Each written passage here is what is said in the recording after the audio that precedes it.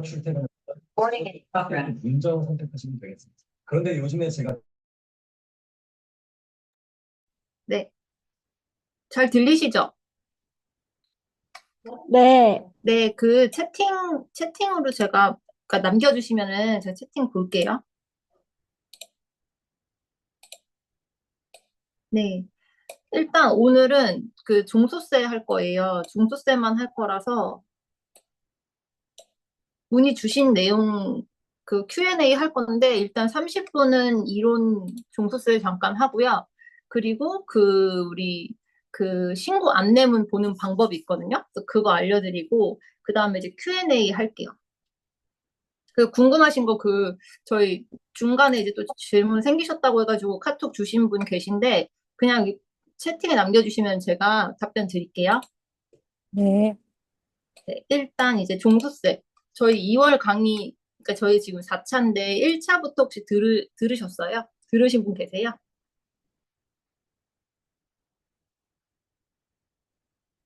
한 분도 안 계세요? 오늘 처음 왔습니다. 아, 처음이세요? 아, 다 처음이시구나. 아, 그러면 이거는 저희가 2월 달에 1차 강의했던 거예요.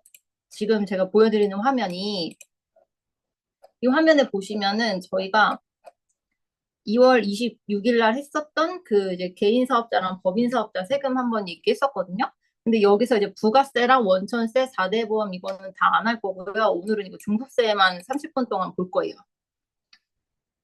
그리고 이제 시작할게요. 30분 이론하고 그다음에 Q&A랑 그 안내문 보는 방법 할게요. 이제 우리 프리랜서라고 하는 거는 용어 정리 잠깐 가면 사업자 등록이 없는 개인 사업자 얘기하고요. 용역을 제공하고 우리 3.3으로 소득 받으시는 분들을 말합니다.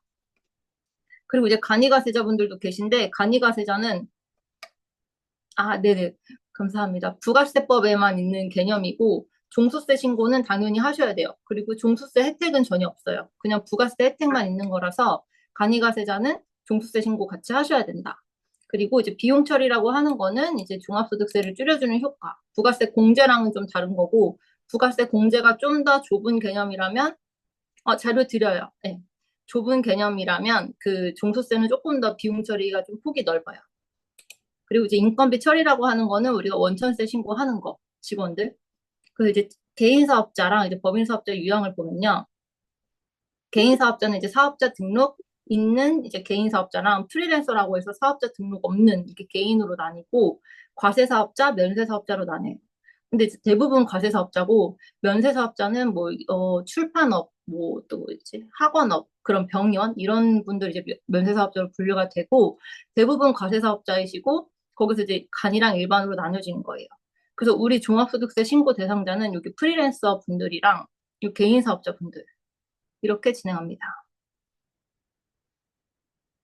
그래서 이제 내가 이제 어떤 그 사업자 유형인지에 따라서 프리랜서라고 하시면은 부가세, 원천세, 4대 보험 다 안 하시고 종소세 신고 한 번만 하시면 되고 개인 사업자라고 하면은 이제 과세 사업자라고 하면 부가세 신고하셔야 되고 직원이 있다 그러면 인건비 신고하셔야 되고 근데 직원을 또 4대 보험을 가입했다 그러면 4대 보험 신고도 하셔야 돼요.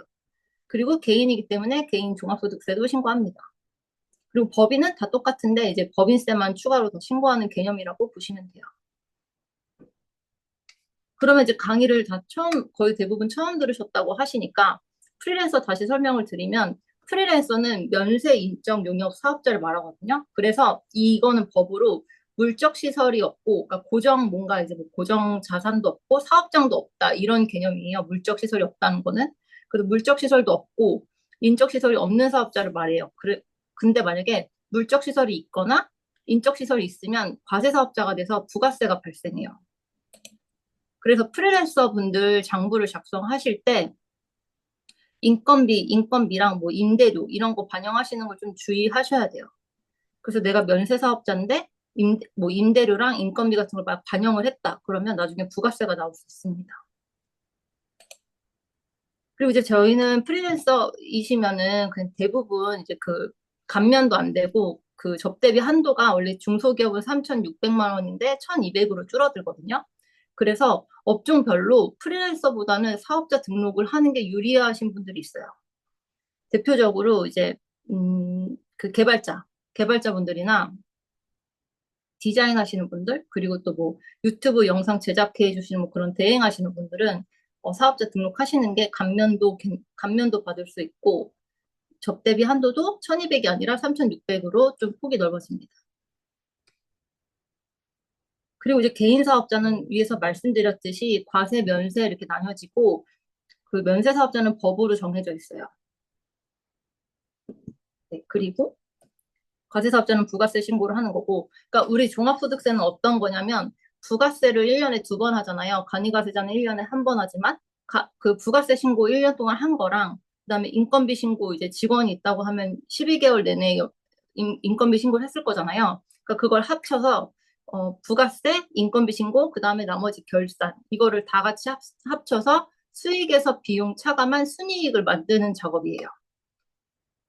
그래서 이제 이 종수세까지만 일단 보고 저희가 이제 종합소득세 집중적으로 들어가면요.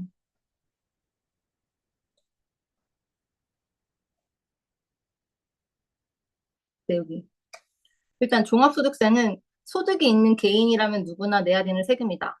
그래서 근로소득자들은 종부세 안 낸다고 생각하지만 사실은 여기 이자, 배당, 사업, 근로, 연금, 기타 이게 다 종합소득이기 때문에 근로소득자도 종합소득세를 내요. 근데 근로소득만 있으면 우리가 2월에 연말정산을 하잖아요. 그걸로 그냥 끝나는 거거든요. 그래서 따로 이제 종합소득세 신고하는 그런 작업이 없죠. 근데 만약에 내가 어, 근로소득 외에 다른 사업소득이 있다거나 뭐 이자, 배당, 뭐 기타 소득이 있다. 그러면은 그 종합과세가 되기 때문에 다시 종소세 신고를 하셔야 됩니다. 그리고 퇴직금이라던가 뭐 주택량도 뭐 이런 거는 분류과세라고 해서 아예 종합소득에 포함되지 않기 때문에 얘는 따로 보시면 돼요. 네, 그리고 지금 저희가 5월에 신고하는 애들은 24년 1월 1일부터 24년 12월 31일 동안 발생한 이자, 배당, 사업, 근로, 연금, 기타 이렇게 소득을 말하고요.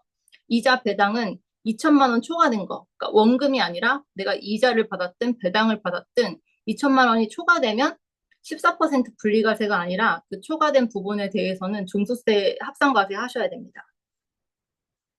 그리고 연말정산 했더라도 타소득이 있다면 합산해서 신고해야 된다. 그리고 이거 기타소득. 기타소득은 뭐냐면 이제 우리가 사업소득은 3.3대잖아요. 근데 기타소득은 8.8대는 애가 있어요. 걔는 일시적 우발적 소득을 말하고 얘는 뭐 강연료라던가 책 인세 이런 게 해당됩니다. 그래서 이 기타소득이 좋은 게 300만 원이 초과하는 경우에만 이제 종소세 종합과세가 되기 때문에 300만 원 미만이면 그 8.8% 세금 내고 그냥 끝나요. 그래서 이 종합소득세 바구니에 같이 들어가지 않기 때문에 일시적 우발적 소득이 있으면 기타 소득을 활용하시는 것이 좋습니다. 여기까지 지금 이제 개별 소득 했는데 궁금하신 거 있으세요?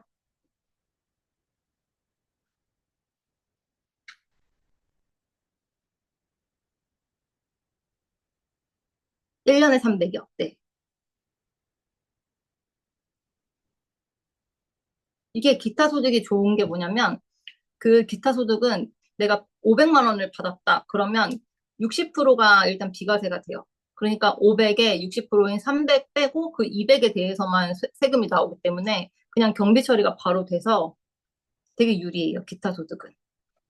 근데 기타 소득은 요건이 일시적, 우발적이기 때문에 계속 반복하면 이제 사업소득으로 신고하셔야 돼요.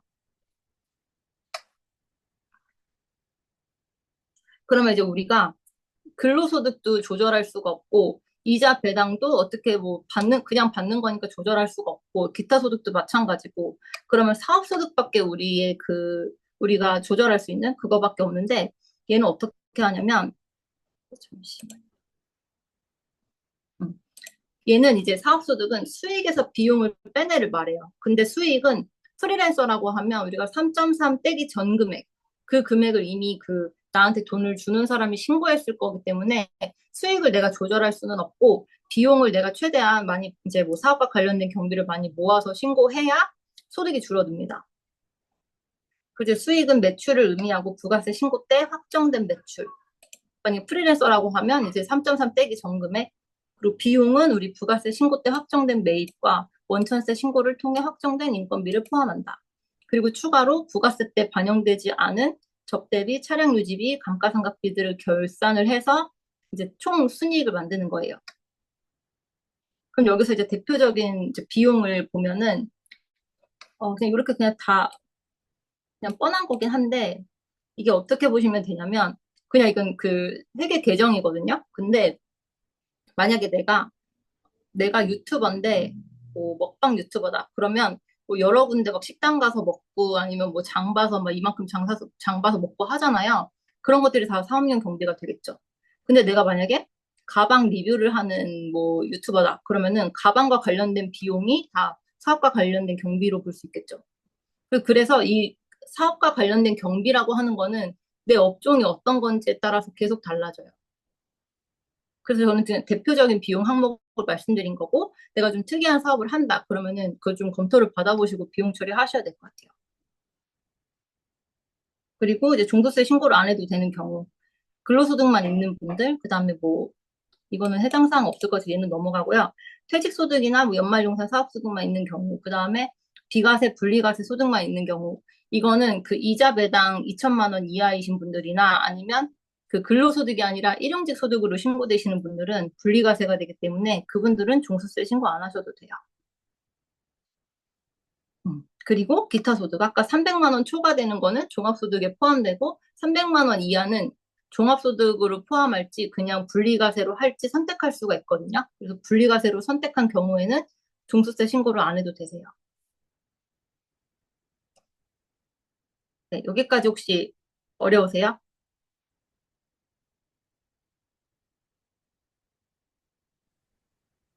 넘어갈게요.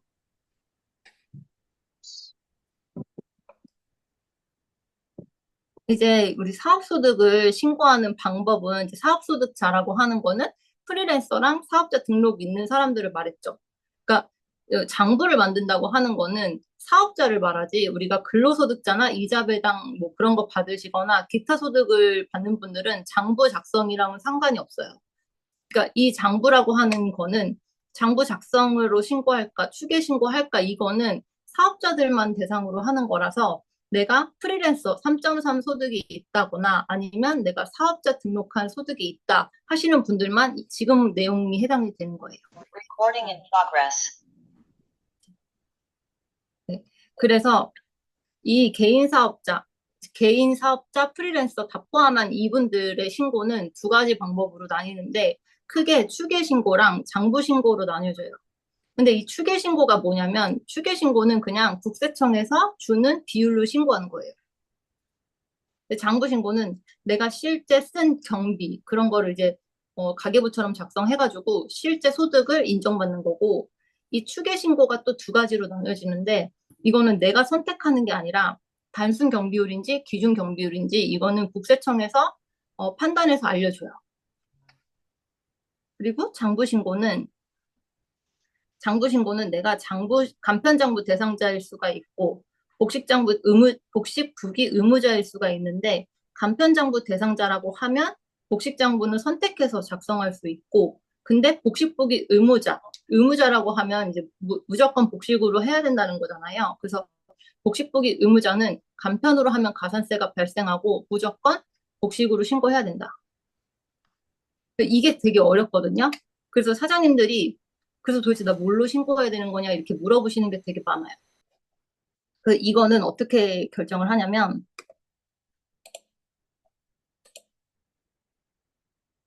이 화면 혹시 보신 적 있으세요?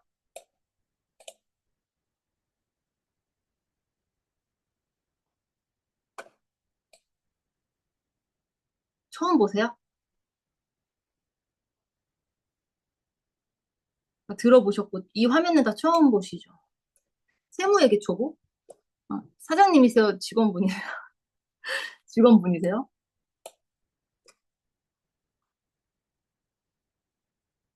이쪽 일하시는 분인가?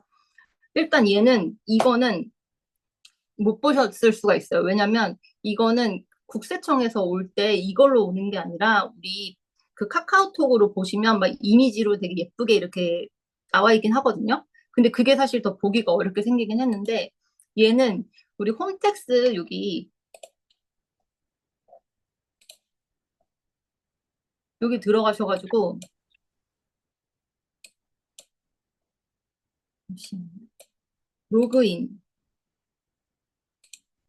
여기 세금 신고 종합소득세 여기서 옆으로 가시면 이 신고도움 서비스 있잖아요.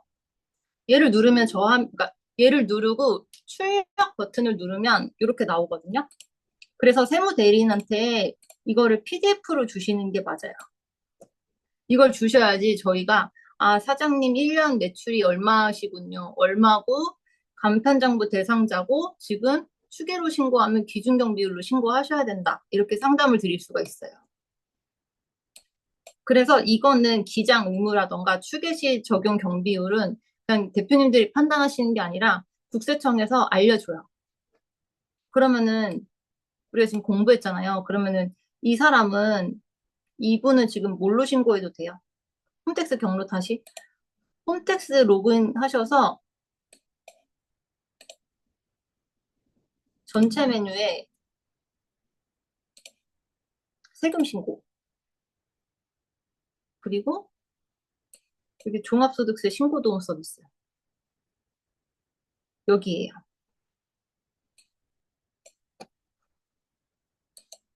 네, 그래서 이분 거를 한번 볼게요. 그럼 이 사장님은 지금 국세청에서 간편정보 대상자라고 했잖아요. 그러면 이분은 간편으로 해도 되고 복식으로 해도 돼요. 선택이에요. 그리고 내가 만약에 장부를 작성하기가 어렵다. 그럼 추계신고를 해야 되는데 추계신고 경비율은 단순 경비율이 아니라 이 기준 경비율로 하라는 거예요. 근데 이 기준 경비율 보시면 얘가 6.3%잖아요. 보이세요? 숫자?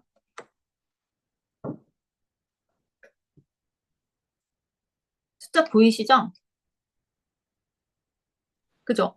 그러면은 이분이 매출액이 1억이라고 치면 내가 장부를 작성하지 않으면 6.3%밖에 비용 처리를 안 해준대요. 그럼 걔가 1억에 6.3%면 630만 원만 비용 처리를 해준다는 거니까 무조건 장부를 작성하시는 게 낫겠죠.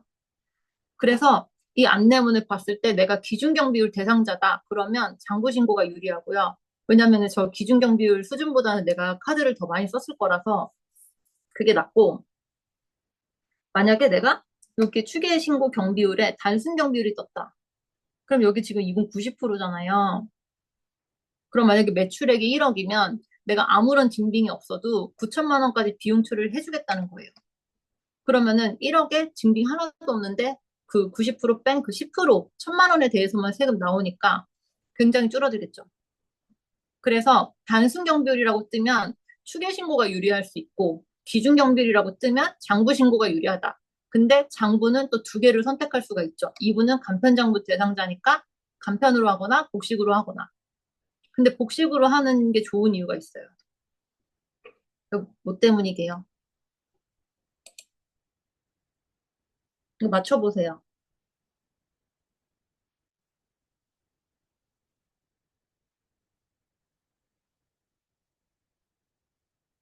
모르세요? 맞아요. 세금, 세금 혜택 있어요.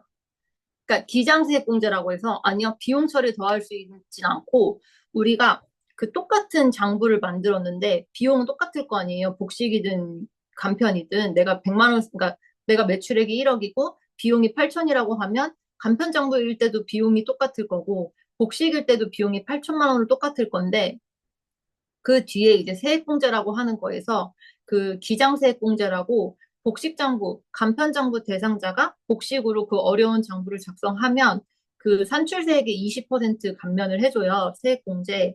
근데 그게 최대 100만 원까지 해주거든요.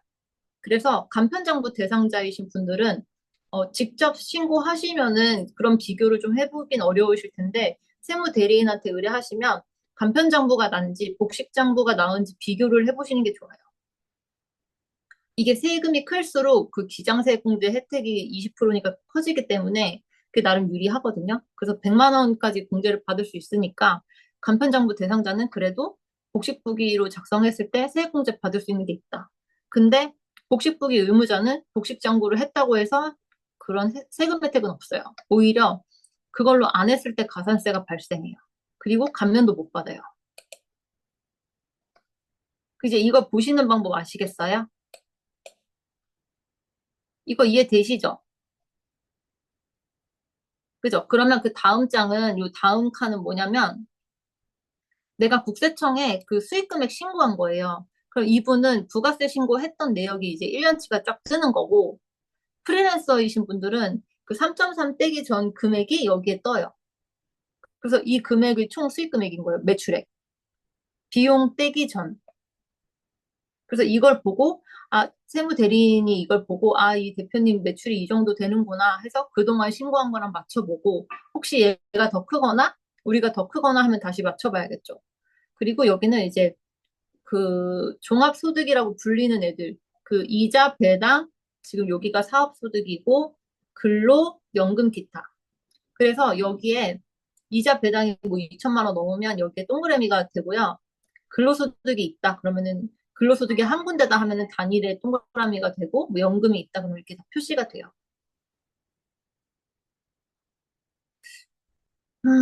아니요. 작성을 해야 돼요. 이거는 그냥 신고서가 아니라 그냥 당신이 이런 소득이 있어라고 알려주는 것일 뿐이에요. 따로 작성을 더 하셔야 돼요. 그래서 그냥 요거는 그냥 이자 배당은 이제 2천만 원 초과되면 나오고 근로연금 기타는 100만 원이 넘으면 무조건 동그라미로 떠요. 이자 배당은 2천만 원이 넘으면 뜨고. 네. 그래서 여기에 있으면 이제 타소득이 있는 거라서 그 우리 사업소득이랑 합산해서 신고해야 되고 얘네들이 있으면 절세가 일단 어려워요. 얘네들이 세금을 그 이미 그 구간을 가져가는 게 있어가지고 그리고 그 다음 밑에는 이제 중간예납세액이라고 해서 우리가 5월 달에 중소세를 만약에 신고하고 납부세액이 500만 원이다. 그러면 5월에 500 내고 11월 30날 250을 내야 돼요. 그거는 26년 세금을 미리 내는 거예요. 그래서 중간예납세액. 그러니까 우리 지금 기준으로 하면 작년 11월에 중간예납했던 거. 그리고 이 원천 징수세액은 3.3 떼거나 뭐 8.8 뗀 거. 그런 애들이 여기 꽂히고 국민연금이라든가 이런 게 다 뜨긴 떠요. 퇴직연금부터. 그래서 이거 앞에 한 장만 보고도 대략 이분이 어떤 소득이 있고 어떤 거 소득공제 받고 이런 게 있구나라는 걸 알 수가 있죠. 여기까지 궁금하신 거 있으세요?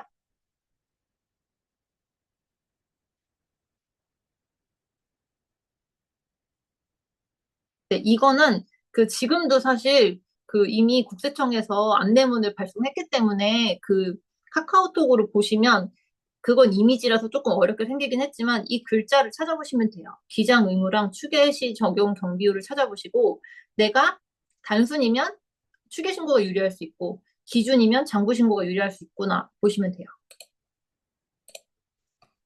그래서 여기 이제 질문이 추계 신고가 유리한 상황. 추계 신고가 유리한 상황은 아까 그 경비율이 얘가 지금 90%잖아요. 근데 내가 단순 경비율 대상자인데 실제 내가 쓴 경비가 90%보다 적으면 추계 신고가 더 유리하겠죠. 그리고 무조건 복식장부를 작성해야 되는지. 이거는 복식부기 의무자는 무조건 복식장부를 해야 된다. 근데 간편장부 대상자가 뭐 세금 줄어들 게 없다 그러면은 복식으로 해서 기장세 공제를 받는 게 좋다. 그리고 가산세가 발생할 수 있는 상황은 너무 많은데 제가 대표적인 5가지만 가져왔어요. 복식장부 의무자가 간편장부를 신고한 경우에는 가산세 발생하고요. 이 복식장부 의무자가 사업용 계좌를 등록하지 않았으면 가산세도 발생하지만 그 창업감면도 안 되고 중특감면 뭐 이런 게 다 안 돼요, 감면이. 그래서 이게 되게 간단해 보이지만 이게 되게 사업용 계좌 등록 안 한 게 되게 리스크가 커요. 그리고 똑같이 이 현금영수증 의무 발행 업종 사업자가 현금영수증 가맹점에 가입하지 않은 경우 이때도 감면이 안 돼요. 그래서 저희는 거래처 사장님이 딱 그 저희 계약을 하시면 사업용 계좌 등록하고 현금영수증 가맹점 가입하는 게 일단 기본 세팅이에요. 그리고 추계 시 경비율 적용을 잘못한 경우 아까 내가 여기서는 이분은 기준경 비율인데 만약에 내가 단순경 비율로 신고를 했다. 그러면은 가산세가 발생합니다. 그리고 이것도 중요한데요. 복식부기 의무자가 창업감면을 반영하면서 셀프 신고를 한 경우.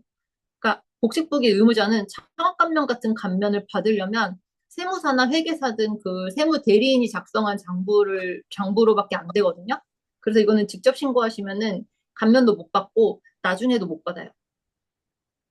나중에 뭐 수정 신고로 다시 받을 수 있는 게 아니라서 처음 신고 때 그게 잘 들어가야 됩니다. 그리고 이제 기장 유형 이런 건 이 간편이랑 복식 이런 거 어떻게 결정되냐? 그거는 업종별 수익금액에 따라 결정이 되는데 그게 지금 저희가 25년이잖아요. 근데 25년 거는 24년 거 신고하는 거잖아요. 근데 24년 매출을 보는 게 아니라 그 전년도 매출을 봐요. 그래서 23년 매출액이 내가 3억 원이 넘었다. 도소매. 그러면 올해 복식이에요. 어느 분 마이크가 켜져 있는 것 같아요. 네, 그리고 제조업도 만약에 24년이 아니라 23년 매출액이 내가 1.5억이 넘었다. 그러면 올해 복식장부 대상자예요. 그리고 성실사업자는 이제 매출액. 근데 얘는 또 특이한 게 얘는 23년 매출을 보는 게 아니라 얘는 당해년도 매출을 봐서 24년 매출액이 내가 15억이 넘었다. 그러면 바로 성실사업자가 돼요. 그래서 성실사업자는 어떤 건지 아세요? 6월 달에 종부세 신고하는 성실사업자. 아세요?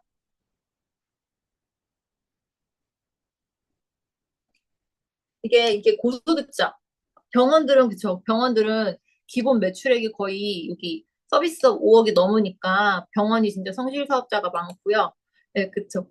근데 성실 사업자가 되면 절세하기가 너무 어려워요.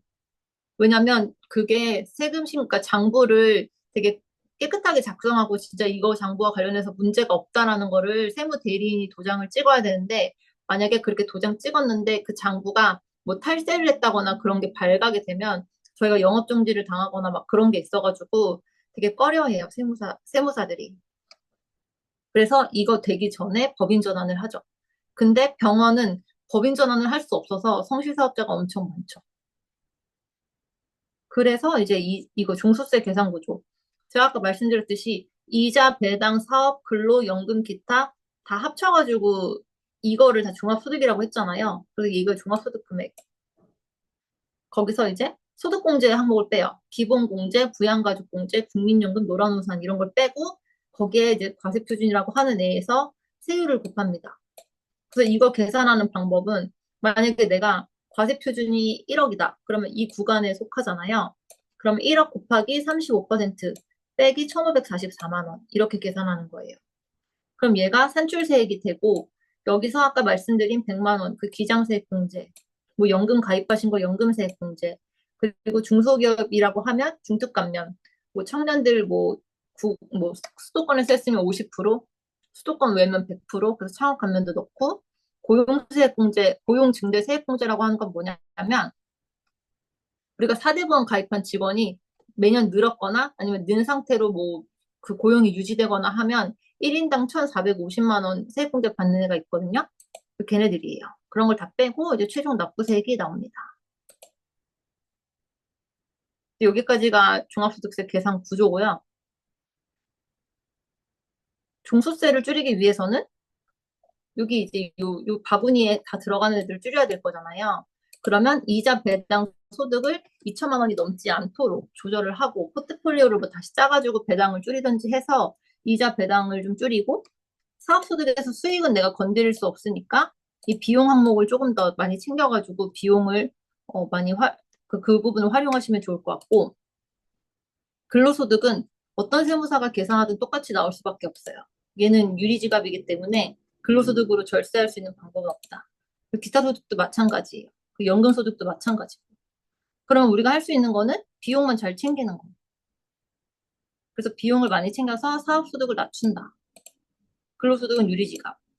기타 소득, 이거 일시적 우발적 소득은 괜히 3.3 떼지 말고 그런 거는 이제 기타 소득으로 해서 300만 원 이하면 같이 합산 안 되니까 그렇게 좀 활용하시면 좋을 것 같아요. 그리고 소득공제 항목을 늘린다. 이거는 약간 비용 처리 효과가 있거든요. 왜냐면 여기서 비용 빠지는 것처럼 소득공제도 이 세율 곱하기 전에 빠지니까 세율을 낮춰주는 효과가 있어요. 그리고 세액공제 세액 감면을 활용한다. 근데 이거는 직접 찾기가 어려우실 거고 이거는 거의 세무 대리인들이 하는 거죠. 뭐 통합고용 세액공제, 뭐 중특감면, 청년감면 이런 거 찾아서 반영해 드리는 거. 그 여기서 마지막 질문인데요. 세액공제와 소득공제 차이가 뭘까요?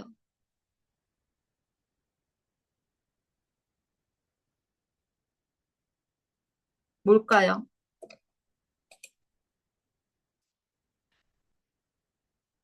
여기서 보여드릴게요. 소득공제는 여기 있고요. 세액공제는 여기 있어요.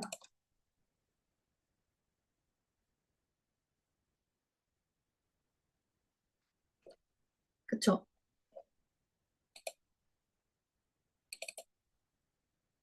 맞아요. 그쵸? 그래서 이게 소득 구간이 크신 분들은 소득이 크면 세율이 높잖아요. 그래서 세율 구간이 높은 분이실수록 소득공제가 더 유리해요.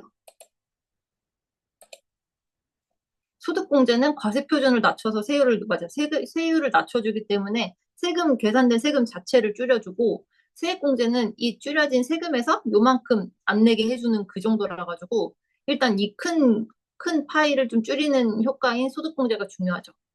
그래서 소득공제만큼 중요한 게 비용 처리. 근데 소득공제는 여기 뭐 기본공제, 부양가족공제, 국민연금, 노란우산 이런 거밖에 없으니까 다 왜 사장님들이 다 경비 처리 하시는 게 이거밖에 방법이 없어요. 여기까지 이론이 마무리고요. 궁금하신 거 있으세요?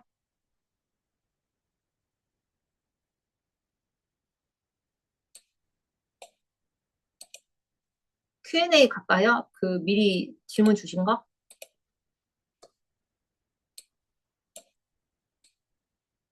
네, 말씀하세요. 남겨주시면 답변 드릴게요. 이거 동시에 안 돼요. 하나밖에 안 돼요. 경비 처리를 하기 위해 접대비 한도가 얼마인지.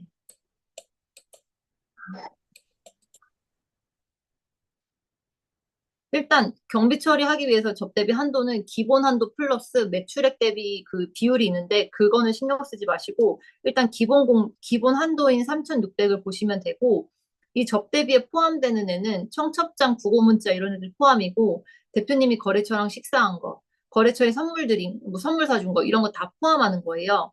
그리고 지출한 내역은 캡처하시거나 링크는 다 나중에 없어지더라고요. 그래서 캡처하시는 게 좋아요. 날짜랑 누가 결혼했는지, 그다음 장소가 어딘지 이 정도만 캡처하시면 되고, 1인 사업자의 경우 배우자를 프리랜서 등록해서 이거는 약간 예민한 질문인데 실제 배우자가 일한다는 가정에서 급여를 높게 책정하면은 사모님 쪽에 또 종부세가 많이 나올 수도 있고, 그렇다고 낮게 하면 그렇게 큰 효과가 없을 수도 있고, 근데 또 만약에 사모님 말고 다른 직원이 있는데 다른 직원은 200만 원 주면서 사모님은 똑같은 일 하는데 500 준다 그러면은 가족 인건비 이런 거 되게 예민하거든요. 그래서 이거는 생각할 게 많아요. 고려할 게 많아요. 우란우산도 하면은 좋죠. 네, 그래서 이제 Q&A 계속 하면서 중간중간 궁금하신 거 계속 남겨주세요. 네, 그래서 이제 1인 사업자 경비 처리 품목. 이거는 아까 그 자료에서 이거 대표적인 비용 항목 보시면 될 것 같고요. 간이가세자. 간이가세자도 제가 종소세 신고는 해야 된다고 말씀드렸잖아요. 여기 유튜버 분들 계세요? 유튜버 계세요? 일단 유튜버는 그 우리 구글에서 돈 받는 거잖아요. 그래서 영세율 사업자라 가지고 간이가세자는 어 부가세 낼 때는 적게 내서 좋은데 환급이 안 돼요. 근데 영세율은 부가세 자체가 0%라는 거라 가지고 우리가 매입한 거에 대해서 10%다 환급이 되거든요. 근데 간이가세자로 하면 환급이 안 돼서 내가 유튜버다 하면은 영세율 사업자가 그러니까 일반 가세자가 유리합니다. 그리고 광고를 만약에 브랜드 광고 많이 하시면은 이게 다 법인이고 다 업체이기 때문에 세금계산서 발급을 하는 걸 그러니까 세금계산서 발급해주는 사업자를 좋아하거든요. 그래서 일반 가세자를 하시는 게 낫습니다. 네, 그리고 간이가세자에서 일반에 넘어갈 때 이거는 부가세 세율의 차이가 있기 때문에 일반 가세자로 넘어갈 때는 부가세 부담이 굉장히 커서 적격증빙이라고 하는 세금계산서, 신용카드, 뭐 현금영수증, 지출증빙 이런 거 잘 챙기셔야 돼요. 그리고 법인사업자와 간이가세자 있는데 간이가세자 종부세 신고 필요합니다. 네. 그리고 간이가세자 기름값 경비 처리되나요? 경비 처리되고요. 간이가세자도 차량 비용 다 비용 처리돼요. 차종에 따라서 부가세 공제도 되고 차량 비용 한도는 이제 차종에 따라 달라집니다. 회사 다닐 때 건보료가 적게 나왔던 것 같은데. 음.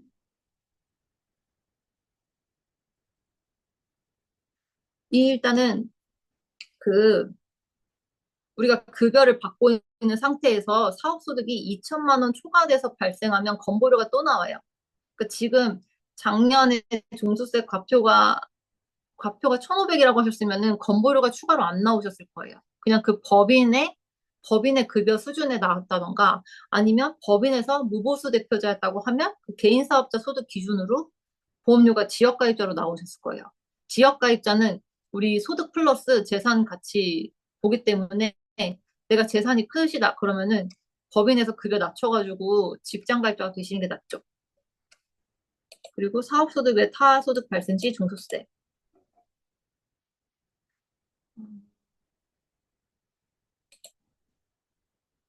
간이가세자랑 프리랜서 소득이 같이 있을 때 비용 처리 어떻게 하면 유리하냐면 이게 둘 중에 어떤 소득이 누가 더 큰지에 따라 다르겠지만 일단 프리랜서는 감면이 안 되잖아요. 그리고 간이가세자는 업종에 따라서 감면이 될 거잖아요. 그러면 프리랜서 쪽에 비용이 더 많은 게 차라리 낫겠죠.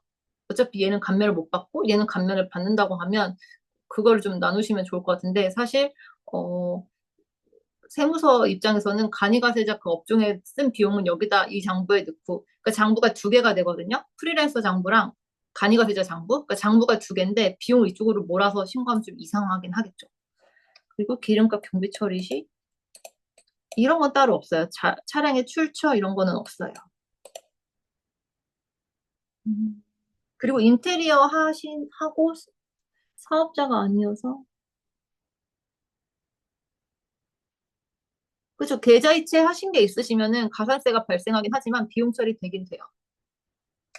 그리고 이제 네. 인플루언서는 사업자가 낫죠. 사업자가 낫죠. 근로소득 발생, 프리랜서 소득 발생하는데 연말정산과 종부세 신고 전략. 근로 개인 사업자 같이 병행하고 있어서 종부세 항상 어려움을 갖고 있다.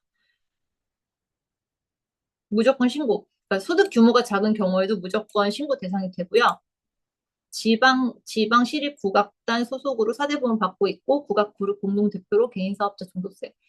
그러니까 이게 근로소득이랑 종부세가 같이 발생하면 근로소득은 그해 2월 달에 연말정산을 하고 또 추가 납부도 하고 그랬는데도 불구하고 5월에 사업소득이랑 다시 합쳐서 해야 돼요. 그리고 이거 금융과세, 금융소득은 포트폴리오를 다시 짜가지고 2천만 원 미만으로 만드시는 게 좋을 것 같아요. 타소득이 발생하는 경우 무조건 종소세 신고 대상이고 사업소득만 발생하는 경우보다 세율 구간이 높아지기 때문에 절세에 어려움이 있음. 그거는 이제 만약에 내가 급여를 5천만 원 받고 있다. 그러면은 이미 기본 15% 구간에 이미 얘를 거의 다 벌써 15%를 써버렸잖아요. 그래서 내가 사업자로 뭐 2천만 원만 벌어도 24% 세율 구간이 되는 거예요. 근데 내가 사업소득으로 만약에 있다. 그럼 사업소득으로 심지어 내가 7천만 원이 있다. 그러면 24% 세율 구간이긴 하겠지만 중특감면 20% 아니면 창업감면 뭐 50%, 100% 받으면 안 낼 수도 있는 거죠. 사업자로만 하면. 그리고 요거 하기 전에 질문 볼게요. 인플루언서일 경우 프리랜서가 사업자가 더 나은 이유는 제가 아까 처음 시간에 말씀드렸는데 그 접대비 한도도 다르고 그 업종별로 이제 창업감면이 되는 애가 있고 뭐 중특감면이 되는 애가 있거든요. 근데 인플루언서는 일단 그 중특감면은 되는 업종이기 때문에 그게 나으세요. 개인 사업자 이것도 내 추천하긴 하죠.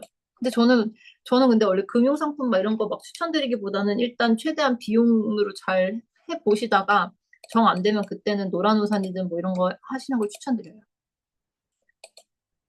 어쨌든 이런 것도 다 돈이 묶이는 거라서 최대한 비용이나 이런 걸로 해보고 안 되면은 이제 이런 걸 하시는 게 좋겠죠. 그 면세사업자. 면세사업자는 어떻게 신고해야 될지 모르겠습니다. 기장이 나을지 대리가 나을지.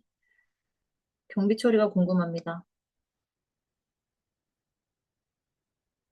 그죠? 이게 월기장을 하는 이유가 그냥 장부 작성해주고 뭐 그런 것뿐만 아니라 이제 내 세금이 내년에 얼마 나올지 모른다라는 것 자체가 매월 불안하시잖아요. 매출액이 늘어도 불안하고.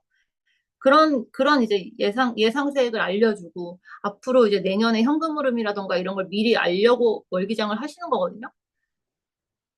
그런 거고, 그러니까 월기장 목적은 그런 거라서 내가 매출액에 상관없이 내가 뭐 직원 신고하거나 이런 거 상관없이 나는 그냥 내가 한 연말에 내년 세금 얼마 정도인지 궁금하다 하시면은 월기장을 하시는 게 맞아요. 그리고 종소세는 항상 그냥 말씀드리는 게 비용 처리가 제일 중요하다. 그리고 학원업은 특히 그 중특 감면도 안 되고 창업 감면도 안 되는 업종이라 가지고 비용 처리를 더 신경 쓰셔야 되고 그리고 고용 관련 그 강사분들 많으시잖아요.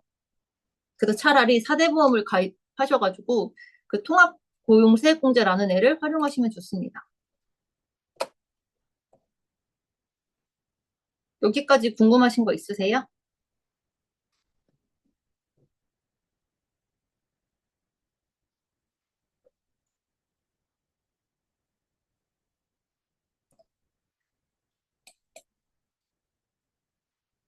기타 서비스업 어떤 거 하세요? 어떤 업종, 정확하게 어떤 업종이세요?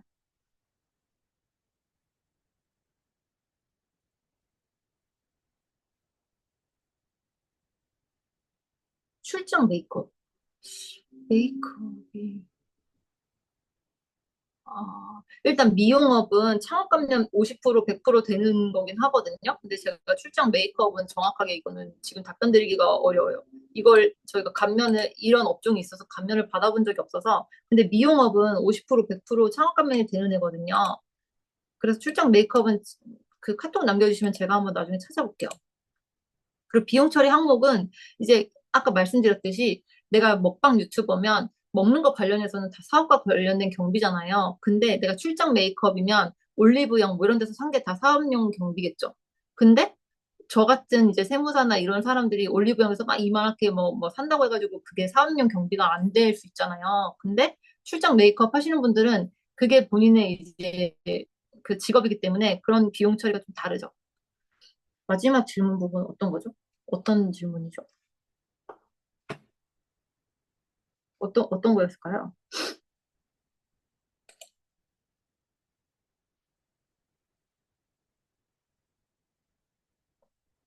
이거 말씀하시는 거예요?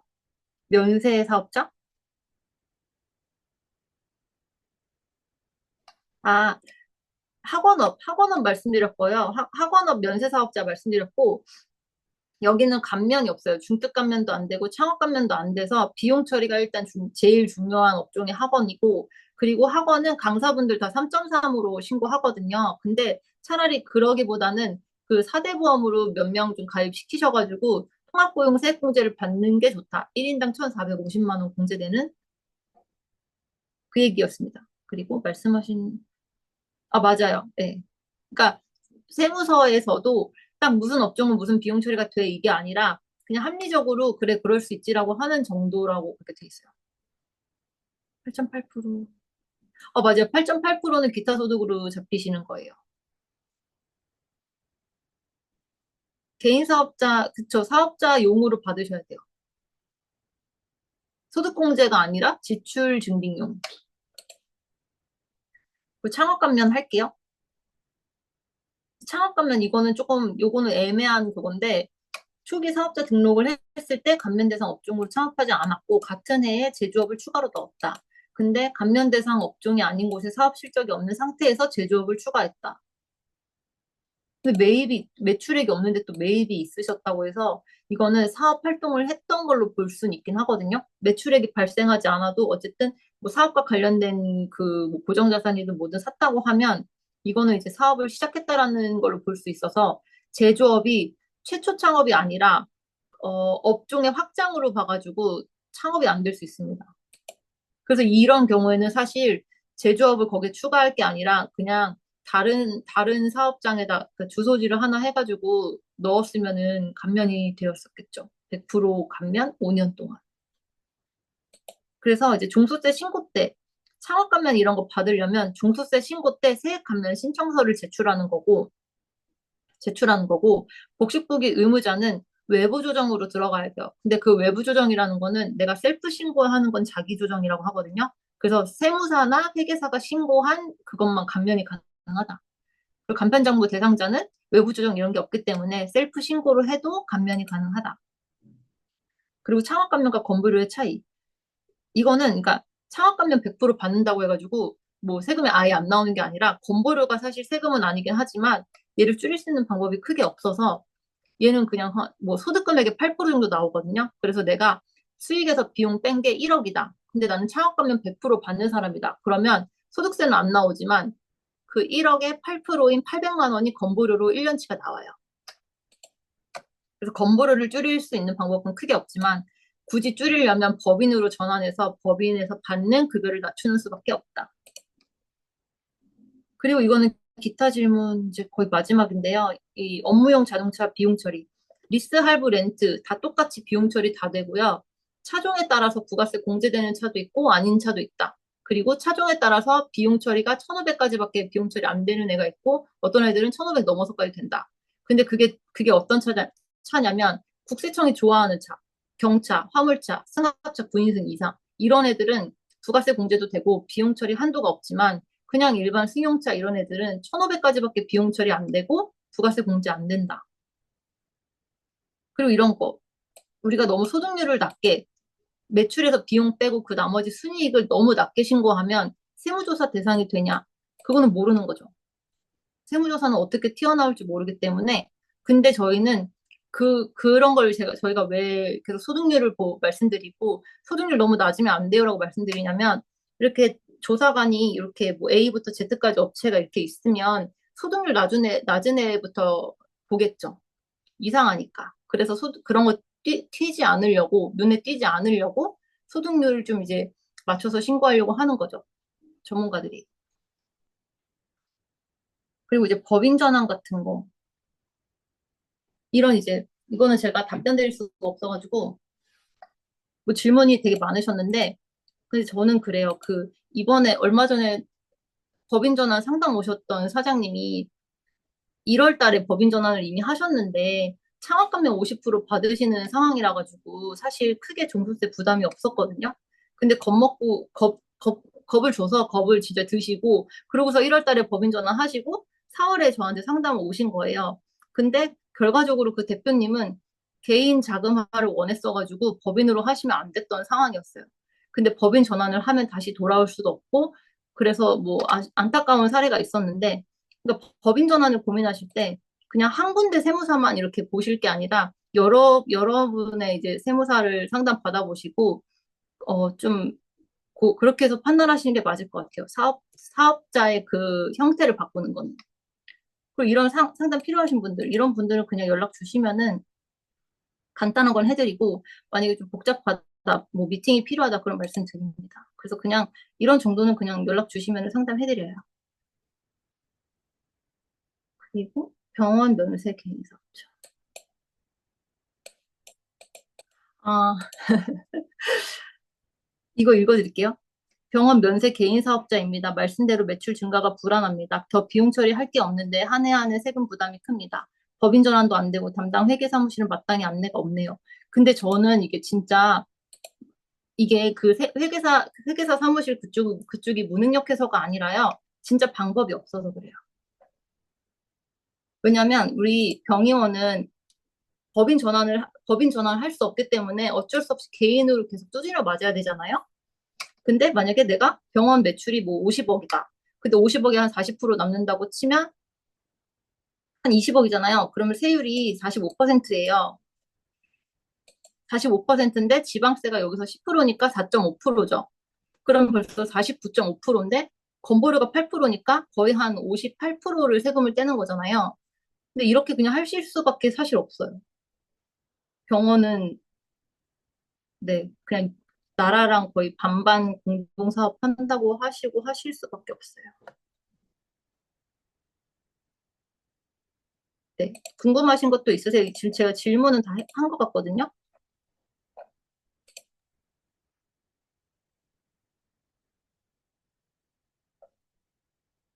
없으세요? 다 종부세 신고를 어떻게 다 직접 하시는 거세요? 학원업을 경비 처리할 수 있는 항목. 아, 그쵸? 네, 되죠, 되죠. 돼요. 그러니까 저희가 업무 처리를, 그러니까 어떻게 보면은, 어, 모든 세무사 사무실들이 일을 매일매일 하는 게 아니라, 격리 직원처럼 매일매일에 그걸 하는 게 아니라, 뭐 몇 달치를 한꺼번에 이렇게 하기 때문에, 저희가 아무리 꼼꼼히 하려도 이런 거는 어떻게 들어가실 수밖에 없을 것 같아요. 토요일 날 이렇게 막 쓰시는 거라던가, 그리고 그런 체육교육업이라고 하면 주말에 실제 그런 걸 하잖아요. 그러면은 토요일, 일요일 구분을 할 수가 없을 것 같아요. 월기장을 하고 계시면 종부세 따로 신청 안 하셔도 되죠. 월기장 하면 거기서 종부세를 다 해주시는 거죠. 아, 요구할 수 있는 범위. 어, 글쎄요. 근데 다 사무실마다 달라서 많이 물어보시다가 이건 유료 상담입니다. 뭐 이렇게 하지 않을까요? 저희는 그냥 월기장과 관련된, 그러니까 그 사업자와 관련된 세금, 국세와 관련된 건 다 해드리려고 하거든요. 네. 아, 맞아요. 예, 올려드렸어요.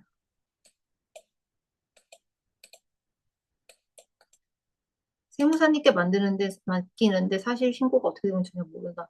해마다 환급을 받았는데 환급액이 많이 다르다. 아, 유성실님은 프리랜서세요?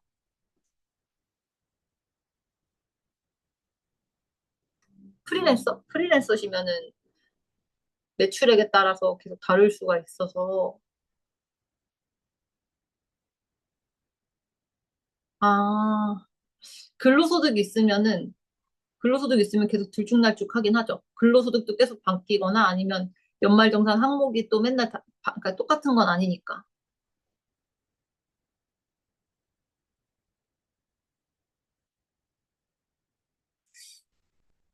아, 이 중특감면, 창업감면 이런 거, 그러니까 예전에는 좀 나이 드신 세무사님들이 차라리 감면을 안 받고 장부의 비용을 더 처리해 주는 게 약간 그렇게 하는 게 더 안전하다라는 시절이 있었대요. 그래서 지금도 좀 연세 있으신 세무사님들은 감면 받을 거면 장부의 비용을 더 빼거나 뭐 그런 식으로 한다고 하더라고요. 근데 요즘 그냥 하실 때는 그냥 어쨌든 경비 같은 거는 사실 세무서에서 조사가 나오면 거의 다 부인이 될 거예요. 왜냐면은 개인 사업자는 개인 경비랑 사업자 경비가 완전 명확하게 분리되지 않기 때문에 조사가 안 나오길 바라야지 나오면은 거의 그냥 다 그런 비용 부인된다고 보시면 되세요. 네.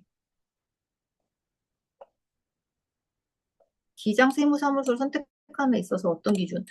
저는, 저도 마찬가지지만 이게 서로 맞는 사람들이 있잖아요. 저도 고객분들 중에 저랑 더 잘 맞는 분이 있고, 아, 우리 사무실에서 좀 스타일 안 맞다고 생각하는 분도 있고 막 이렇잖아요. 그러니까 내가 어떤 거를 원하는지가 중요한 것 같아요. 나는 진짜 너무 위험하게, 난 정말 탈세를 원해. 이렇게 하시면은 그렇게 좀 겁 없는 그런 사무실 가시면 되고, 그래도 나는 사업을 더 성장하고 싶고, 좀 안전하게 세금을 조금 절세하면 좋지만 아무튼 낼 땐 내더라도 뭐 그런 거라면 그런 성향 잘 맞는 사무실 가시면 될 것 같아요. 지금 개인 사업자로 작년 과표 1,500 찍혔는데. 아, 맞아요. 근로소득을 잡아야 직장 가입자가 되기 때문에 건보료가 낮아지죠. 지금은 그 무보수 대표자로 되면 지역 가입자가 돼서 그 개인 사업자 연봉 1,500으로 지금 그거 플러스 재산으로 해서 건보료가 나오는 거죠. 종소세 금액은 최대한 낮출 수 있다면. 아, 근데 종소세 금액은 그걸 아무리 낮추면 대출이 안 나오거나 또 그런 게 있어서 대출 계획이 있으시면은 그거 맞춰서 좀 소득을 잡으시는 게 좋죠. 근데 저는 이런 경우도 있었어요. 제일 이번에 진짜 적게 내고 싶어가지고 막 재고도 안 남기고 다 비용 처리를 해버렸는데 그 다음 해가 대박 나서 떨 재고가 없었던 거예요. 비용 처리를. 그러니까 그런 예측이 불가능해서 그 다음에 진짜 비용이 너무 없어가지고 세금 많이 나왔던 경우도 있어요. 그래서 저는 적당히 내야 된다고 생각해요. 근로소득 잡혀지면 그러니까 이렇게 보시면 돼요. 여기 강의 자료 있는데요.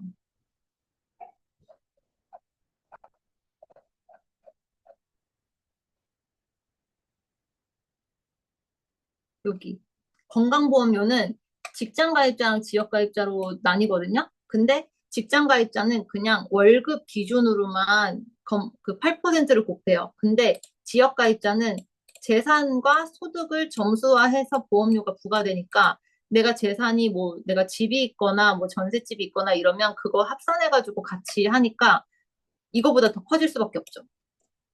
그래서 만약에 내가 지역가입자로 돼 있다. 그러면 내 재산까지 같이 합산되니까 금액이 커지잖아요. 근데 근로소득으로 조금이라도 잡아서 직장가입자로 건보료가 전환이 되면 일단 재산보험료는 없어질 거고 그리고 근로소득 외에 타소득이 2천만 원 이하면 건보료가 추가로 안 나오니까 그게 나올 수도 있겠죠.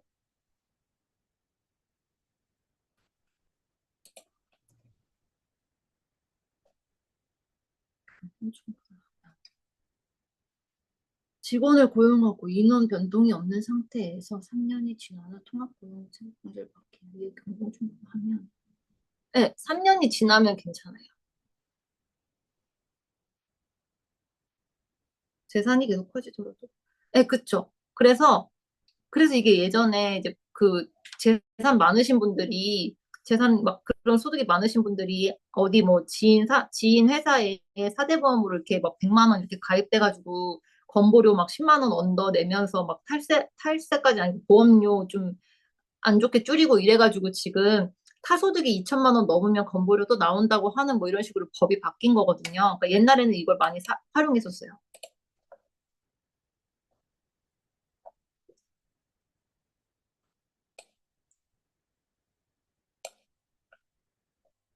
저희가 이제 5월에 종소세 신고 기간이고 해서 다음에 이제 라이브 강의하면 6월 아니면 7월 이후가 될 것 같거든요. 그리고 또 5월부터는 이제 저뿐만 아니라 많은 세무사들이 딱 바쁠 때라 가지고 질문하시거나 이럴 때 이렇게 길게 상담해드리기가 어려워요. 그래서 5분 안에 제가 빨리 답변 드리고 오늘 마무리하겠습니다.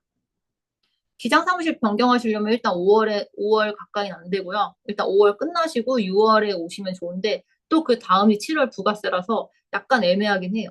그래서 하반기가 제일 사실 더 꼼꼼히 봐드리기 좋은 시기라고 생각하는데 사장님들 따라서는 종소세도 맡기기 싫어서 빨리 옮기고 싶어 하시는 분들이 계시더라고요. 네, 그래서 궁금하신 거 있으시면은 카톡으로 또 남겨주시면 되고요. 그 강의 자료는 저희가 카톡으로 강의 자료 요청하시면은 저희가 바로 카톡으로 정리해서 드릴 거고 오늘 2시에 강의 들은 거랑 해서 정리해서 보내드려야 돼서 그게 오늘 바로는 되지 않을 것 같아요. 근데 저번에는 메일로 드렸는데 그게 더 힘들어서 카톡으로 전달 드릴게요. 대표님 맞으시구나. 감사합니다. 저는 성함이 낯이 익었는데 혹시나 했어요. 네. 그리고 혹시나 저 원래 제가 이렇게 강의하면 막 치킨 쿠폰도 막 드리고 하는데 그 저희 직원들이 그것도 뭐라 해야 되지? 이걸 또 취합하는 게 너무 또 일이 돼가지고 선물을 못 드려서 혹시나 뭐 리뷰 작성해 주시거나 그러시면 카톡으로 남겨주시면 저희가 커피 쿠폰 보내드릴게요. 문도준 대표님도 계셨네요. 감사합니다. 제가 5월 중도세 마무리하고 6월에 또 법인이랑 뭐 해가지고 다시 강의 또 준비해 보도록 하겠습니다. 감사합니다. 고생하셨어요. 쇼츠에서 쇼츠에서 뵐게요. 고생하셨습니다. 자료 카톡이요, 카톡. 유튜브도 감사합니다. 종소세 잘 마무리하세요.